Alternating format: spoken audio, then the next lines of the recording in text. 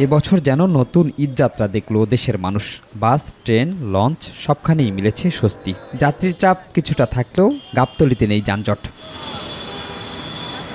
শনিবার সকাল থেকে বেলা 12:30 পর্যন্ত টেকনিক্যাল, শ্যামলী, কল্যাণপুর, মাজার রোড, গাবতলী এলাকা ঘুরে দেখা যায়নি কোনো ভোগান্তির চিত্র।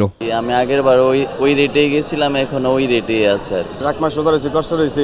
এই ঈদের দিন তো আমাদের জন্যই, এই জন্য অনেক কষ্ট করে গ্রামে যেতেছি আনন্দ উপভোগ করার জন্য। বন্ধু বান্ধব আছে, ওনার সাথে দেখা হবে, ঈদ করবো সবাই মিলে, অনেক আনন্দ হবে। ঈদে সবাই যাবে, ভাই বোন থাকবে, ফ্রেন্ড সার্কেল থাকবে।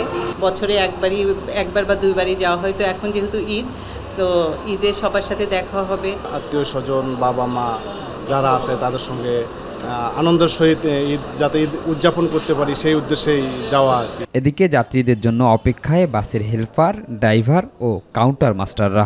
আগের তুলনায় কিছু কম আছে যাত্রী, আর গাড়ি নিয়ে আমাদের কোনো অসুবিধা নাই। গতকাল একটু জ্যাম ছিল, আজকে পর্যন্ত জ্যামের কোনো প্রভাব পড়েনি। এইবার জ্যাম নাই, আরামে এসে মানুষজন যাতায়াত করতেছে। দুপুরে গাবতলী বাস টার্মিনাল পরিদর্শন করেন স্বরাষ্ট্র উপদেষ্টা মোহাম্মদ জাহাঙ্গীর আলম চৌধুরী। টিকিটের দাম নিয়ে ৯-৬ করলে কঠোর ব্যবস্থা নেওয়ার হুঁশিয়ারি দেন তিনি। সবাই ছুটি ভোগ করতেছে, কিন্তু আমার পুলিশ কিন্তু সশস্ত্র বাহিনী, পুলিশ, বিজিবি, আনসার এরা কিন্তু কেউ ছুটিতে যাচ্ছে না।